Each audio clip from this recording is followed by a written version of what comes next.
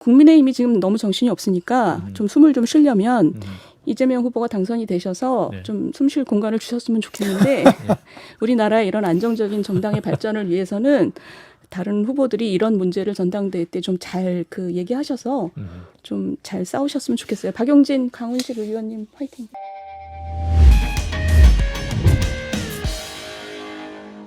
지금 이재명 의원이 당대표로 출마해 있는데 뭐 이런 말들 때문에 좀 구설수에 많이 올랐어요. 요즘 어떻게 보십니까? 그분은 원래 구설이 많으신 분이긴 한데 최근에 그 말씀하신 거는 좀 생각해 볼 문제라고 생각해요.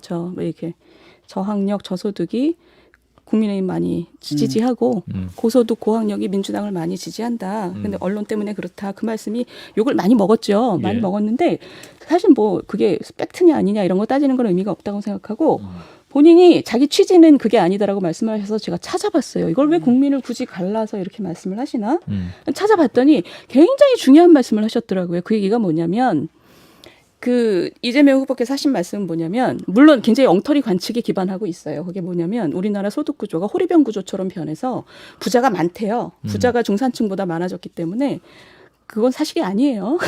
그런 나라도 없고. 근데 어쨌든 그분이 그런 좀 얼토당토 않은 논리에 기반을 해서 어떤 결론으로 가셨냐면, 결론이 중요한데, 민주당이 약자를 주로 대변한다는 강박에서 벗어나서 부자까지를 포괄하는 대중정당이 돼야 된다라고 말씀을 하셨어요. 이재명 의원이. 그러니까 제가 그걸 보고 저거는 기본소득처럼 부자한테도 돈을 나눠주는 걸 합리화하기 위해서 저런 말씀을 하시는구나라고 생각을 했는데 그 말씀 자체가 왜 이렇게 중요하냐면 우리가 보통 정당 구조를 보면 다양한 목소리가 반영되는 다양한 정당 구조를 바람직하게 보지만 그럼에도 불구하고 선진국들은 안정적인 중간을 굉장히 중요시하죠. 그렇죠. 그러니까 중도좌파, 중도우파. 그러니까 센터 레프트, 센터 라이트가 건강해야 되는 거고 우리나라는 사실은 민주당하고 국민의힘이 그 역할을 저는 잘은 못해도 그걸 지향하고 있다고 생각해 왔어요. 국민의힘 같은 경우는 중도 우파로서 뭔가 성장 기반을 강조하면서 중산층과 취약계층을 돌봐야 되는 대상으로 생각하고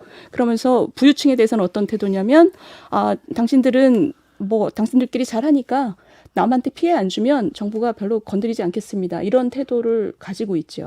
그리고 거기에 비하면 우리 진보 정당들은 취약계층을 굉장히 중요시하고 그래서 억강부약 이런 얘기도 하잖아요. 저는 이 오른쪽과 왼쪽의 얘기가 어느 게 좋다 나쁘다라고 생각 안 해요. 저는 중도 보수적인 입장이지만 어떤 나라든 좀 안정적인 나라는 이 두 가지 날개로 나는 거란 말이에요. 근데 지금 이재명 후보가 하신 얘기는 뭐냐면 갑자기 부자까지를 포괄하는 대중정당이라는 얘기는 국민의힘보다 더 오른쪽으로 가시겠다는 건가?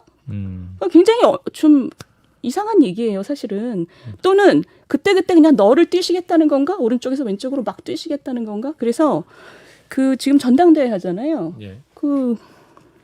저는 사실은 국민의힘이 지금 너무 정신이 없으니까 좀 숨을 좀 쉬려면 이재명 후보가 당선이 되셔서 좀 숨 쉴 공간을 주셨으면 좋겠는데 우리나라의 이런 안정적인 정당의 발전을 위해서는 다른 후보들이 이런 문제를 전당대회 때 좀 잘 얘기하셔서 좀 잘 싸우셨으면 좋겠어요. 박용진 강훈식 의원님 화이팅. 저도 이 말씀이 마땅히 민주당 주제가 이번에 논의 주제가 된다고 생각하는 게 진보적 대중정당이라고 해서 기존의 서민과 중산층을 위한 정당에서 다른 형태를 지금 이재명 후보가 취하려고 한다는 생각을 하고 있어서 관련된 논쟁이 꼭 필요하다고 봅니다. 그러니까요. 저는 민주당이 만약에 중도 좌파로서의 정체성을 지금 갑자기 난데없이 버리는 거냐? 난데없이 지금 호리병 얘기를 하면서 그걸 흐트렸어요.